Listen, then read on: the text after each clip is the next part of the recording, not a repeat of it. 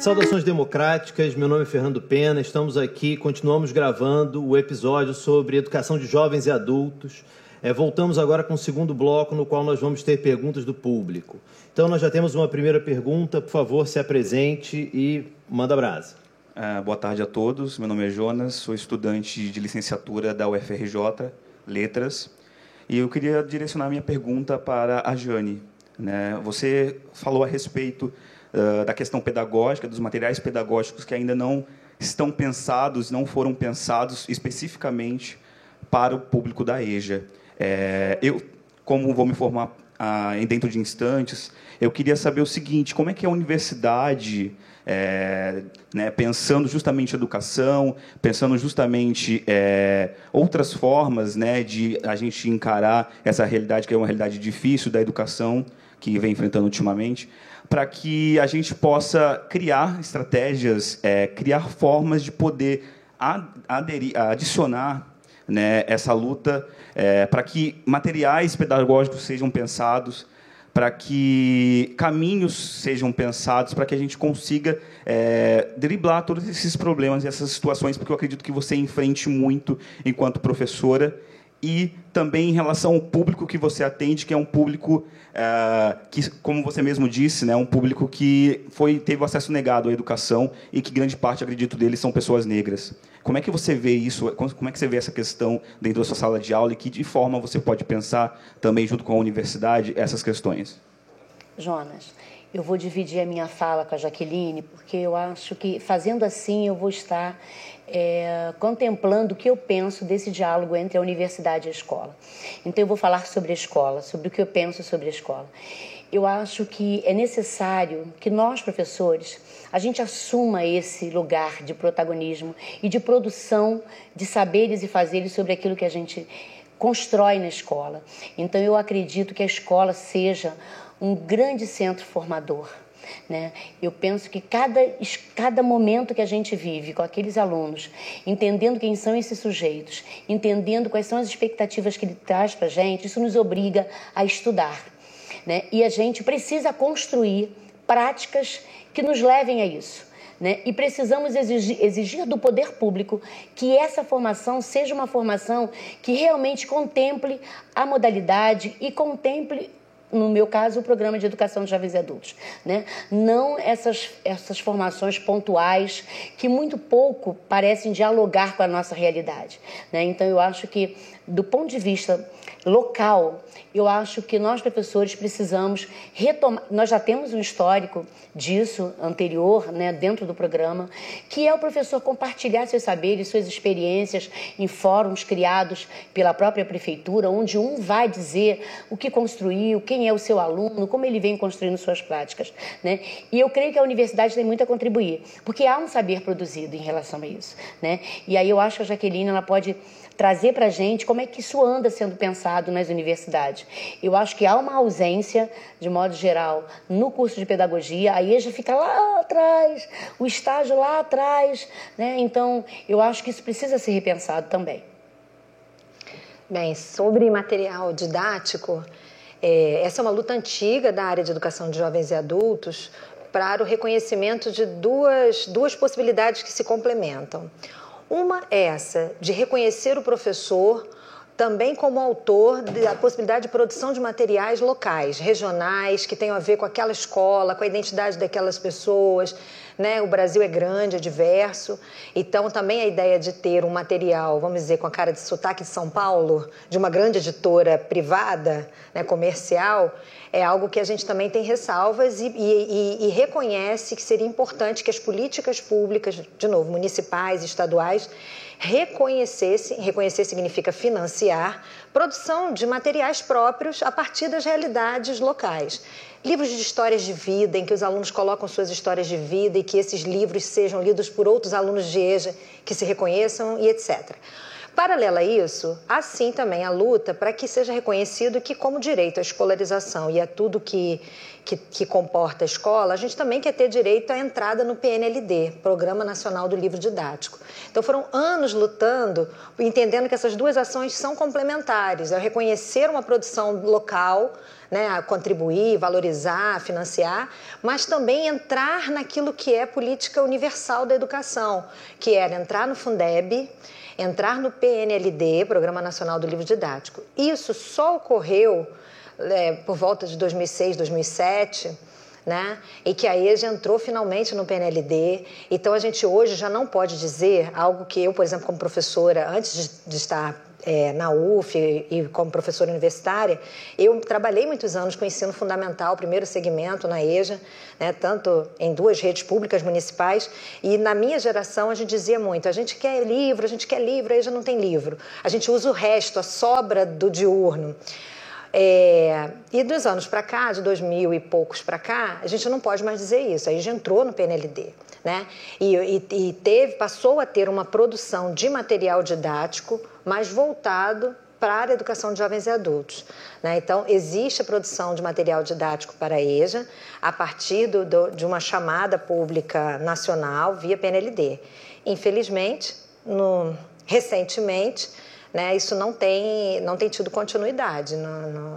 No último PNLD, a gente não sabe notícias de quando vai ser o próximo. Os livros que foram distribuídos estão acabando, as pessoas já estão usando reserva técnica, quem tem, e não há nenhum sinal, né, nem dos últimos 2 anos para cá, de que vai ter um próximo PNLD. Então, é uma perda, né? Do ponto de vista da formação docente, já posso engrenar? Acho que talvez tenhamos uma pergunta que vai nesse caminho. Sim. Vamos ouvir, então. Temos uma segunda pergunta, então. Se apresenta e pode fazer. Bom, boa tarde para todo mundo. Meu nome é Natasha, eu sou da História, estudante da UF. E eu tenho um comentário e uma pergunta para as 2 professoras, mas a pergunta é mais direcionada para a Jane. Primeiro, o comentário. Eu sou da licenciatura em História e nós não temos nenhuma disciplina relacionada à educação de jovens e adultos como obrigatória. E também não temos a abordagem dentro das outras disciplinas, nem optativas, nem do ciclo básico, que é obrigatório. A disciplina de educação de jovens e adultos ela aparece como uma optativa, né, no nosso currículo. Nós temos que fazer uma disciplina optativa de educação com uma carga horária de 30 horas. E pode ser essa de educação de jovens e adultos, que nem sempre é ofertada, e a oferta é muito pequena, né? São 5 vagas para manhã e 5 vagas para a noite, e fica exclusivamente relacionada à professora Jaqueline, né? Todo mundo sabe que é uma referência, é a única pessoa que oferece. Então, eu queria que vocês comentassem sobre isso, né, a questão da formação inicial de professores e a não obrigatoriedade da inclusão da disciplina nas licenciaturas. E a pergunta, mais direcionada para a professora Jane, é que você comentou sobre a questão dos centros de estudos, né?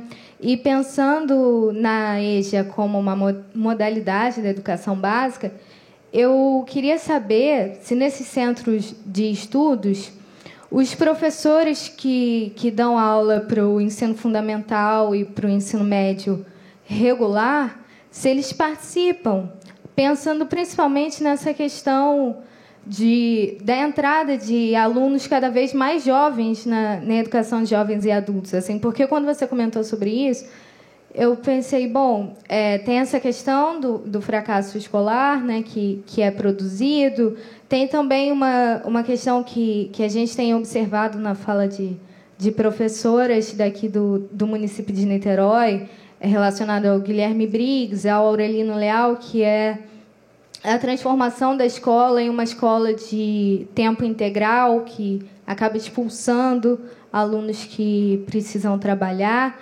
Então, pensando nisso, eu queria saber se tem um convite ao diálogo com esses professores do ensino regular para pensar a situação desses alunos, né? Tentar evitar a produção desse fracasso escolar e realmente pensar nas modalidades como parte da educação básica. Não sei se fiquei clara, mas é isso. Obrigada. Obrigado pela pergunta. Jane, acho que foi especial para você. Começa, depois a gente passa para a Jaqueline. Pode ser. Deixa eu explicar para você como é que funciona o Centro de Estudos no Programa de Educação de Jovens e Adultos, que foi uma conquista, de uma dessas lutas do programa, que foi garantir na sua carga horária que todas as sextas-feiras os professores do Programa de Educação de Jovens e Adultos se reúnam para estudar, para discutir as práticas, para pensar no trabalho, né? Isso é um ganho que, por exemplo, os professores do diurno ainda não têm 1/3 do seu planejamento garantido e ficam com aqueles centros parciais que não dá para quase nada em termos de uma discussão qualitativa. Então, nós temos isso assegurado, né? Então, isso acontece à noite. Então, essa pergunta que você fez, há um diálogo entre a escola diurna e a escola noturna? Primeiro, quando o PEJA é de dia, eu acredito que há um movimento dos professores orientadores, dos coordenadores, da própria direção, para favorecer esse momento, né? Agora, quando o PEJA é noturno, essa aproximação fica um pouco mais difícil, principalmente porque as escolas da rede do município, elas estão dentro de uma outra organização. Então, você tem professores, tem turno único, onde a escola funciona até às 4, e aí o PEJA começa às 18. Então, esses profissionais, eles não se encontram, o diurno com o noturno, a não ser um movimento que vem surgindo muito interessante, que eu penso que é legal a gente olhar, que são os grupos de WhatsApp, que muitas vezes esse grupo funciona como um grande centro de estudos, porque o professor do diurno, ele traz questões, ele coloca dificuldades ou conquistas da prática que o noturno está ali vendo e vice-versa. Então, isso tem sido um canal de comunicação interessante que não é o adequado, né? Então, eu penso que dentro da rede como um todo, a gente poderia ter, né, para pensar o que faz com que esse menino que eu vou receber lá à noite, qual é o olhar que esse professor do diurno teve para ele, para que achasse que ele é melhor à noite? E como é que eu vou recebê-lo? Como é que eu recebo esse aluno? Né? Porque muitas vezes, como disse Jaqueline, esse aluno vem estigmatizado. É um aluno que não quis nada, que faltou aula, que é o aluno disciplinado. Geralmente é o aluno negro que apresentou disciplina, ou que tem uma disciplina complicada. Você tem toda uma configuração desse aluno que chega para a gente, né? Então, saber quem é esse sujeito e quais foram os desafios vividos por ele, vivido pela escola, né? Porque a gente também tem que pensar, e aí eu acho que é uma reflexão muito interessante, quais são os desafios postos para a escola, né? A escola, tanto ela noturna quanto a diurna, seja ela em que modalidade, ela vem enfrentando momentos muito difíceis, momentos de incertezas, momentos policialescos, assim, muito grande, de desautorização de lugar, de pertencimento, e que o professor, ele precisa estudar que lugar é esse que estão querendo lhe colocar. Então, é uma discussão que eu penso que a universidade tem que fazer na formação inicial e que nós temos que fazer na formação continuada, nas nossas escolas, nos nossos níveis municipal, estadual, onde quer que estejamos. Jaqueline, alguém está num lugar para falar sobre isso, né? Pois é, a Faculdade de Educação. Natasha, não tem dúvidas de que assim, a importância da formação inicial e continuada, mas a formação inicial de professores para a EJA tem assim, uma centralidade enorme na qualidade do processo educacional que vai ser posto, né? Mas, novamente, aqui nesse tema, formação docente para a EJA, parece ter um fosso entre o legal e o real. O legal já consta da legislação e há muito tempo, né? Nem agora, desde os anos 70, desde o ensino supletivo, né? E se voltar na história, deve encontrar coisas sobre isso, mas falando da legislação atual, a questão da formação de professores para a educação de jovens e adultos é algo reconhecido, tanto na Lei de Diretrizes e Bases, quanto pelo Conselho Nacional de Educação, expresso no parecer 11/2000, que versa sobre as diretrizes curriculares nacionais para a EJA. No entanto, embora tenha na lei, na prática é o que você falou. Na prática, o que a gente vê às vezes, 1 ou 2 professores numa faculdade de educação que são concursados para a área de EJA, porque não abre-se concursos para a área de EJA para professores que assumam essa disciplina de fato, porque sejam especialistas na área, né? Mais do que pegar a disciplina para dar aula, é alguém que milita, que estuda, que pesquisa nessa área. Então, por exemplo, a nossa faculdade, né, a UF, tradicionalmente, desde sempre, você só tem tido concurso para a EJA quase que quando o outro se aposenta. Tem que um se aposentar para abrir concurso para outro especialista em EJA. O que é muito ruim, porque a gente vai dando, vamos dizer assim, continuidade a uma lógica que impera a maior parte das universidades do Brasil, que é de não atender a área de EJA ou atender como pode. Né? Então, por exemplo, a questão das licenciaturas como um todo para além da pedagogia. Para o curso de pedagogia, a EJA é uma disciplina obrigatória, mas veja, o pedagogo é o especialista em educação. Ele só tem uma disciplina de 60 horas e tem universidades por aí pelo Brasil que não tem. Por exemplo, a Federal de Goiás, recentemente conversando com a professora de lá, e ela estava dizendo, olha, aqui mesmo não temos, e tantas outras, né? Nem mesmo como obrigatória na pedagogia. E para as demais licenciaturas, como você disse, optativa. Quer dizer, numa turma de 30, por exemplo, licenciandos de História, quantos puxam a disciplina como optativa? Às vezes 3, 4. Né? Então, isso reitera aquela lógica de uma educação subalternizada, em que o professor, muitas vezes, replica, porque não teve formação, não pensou. Será que ensinar história para jovens e adultos é do mesmo modo que eu ensinaria para as crianças? O que é diferente na psicologia do adulto, na didática do adulto? Mas eu passo 4 anos na faculdade, na licenciatura e com disciplinas na faculdade de educação, e muitas vezes posso me formar e não ter visto a EJA, porque se não peguei como optativa, eu simplesmente não vou pensar sobre jovens e adultos da classe trabalhadora, o que eu faço com eles quando eu estou no espaço de sala de aula. Então, eu acho que isso é gravíssimo, e a falta de garantias, né, da formação inicial docente, como eu disse, reitera essa ideia de que a EJA é um bico, é uma extensão do regular, onde eu fico um pouquinho à noite, ou em que eu replico aquilo que eu acho que é o certo com a criança, aí eu fico fazendo experimentações de uma maneira meio voluntariado ou amadora, até fazendo experimentações para ver se dá certo, e aí o aluno fica ali de cobaia. Mas se eu entendo que a educação básica é direito e que todo cidadão brasileiro tem direito a uma educação de qualidade passa por ter um profissional bem formado. Então, se todo professor de educação básica é um potencial professor da EJA, por que a disciplina não é obrigatória para toda licenciatura?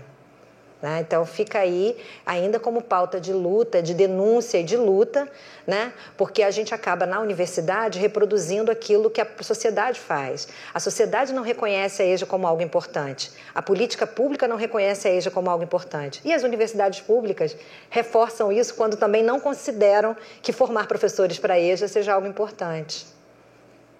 Obrigado. Temos uma terceira pergunta, agora do outro lado. Boa tarde, meu nome é Valéria, eu faço pedagogia na UF, sou aluna da professora Jaqueline.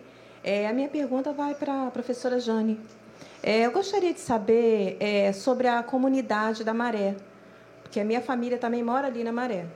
E eu queria saber o que sobre se está acontecendo a invasão nas escolas, devido à violência, devido à criminalidade que as pessoas vêm enfrentando, porque a gente sabendo que nos últimos dias a gente está sempre ouvindo, sempre a mesma coisa na televisão, da violência, principalmente ali naquela comunidade. Aí eu gostaria de saber se tem acontecido a invasão, se os alunos têm reclamado, se têm conseguido chegar aí nas escolas, e se tiver acontecendo a invasão, o que as políticas públicas poderiam fazer para tentar amenizar esse problema? Nossa, que pergunta. Eu gostaria de sinalizar 2 coisas. Primeiro, eu entendo a Maré eu me constituí como professora naquele espaço. Então, eu tenho uma relação identitária com aquele lugar.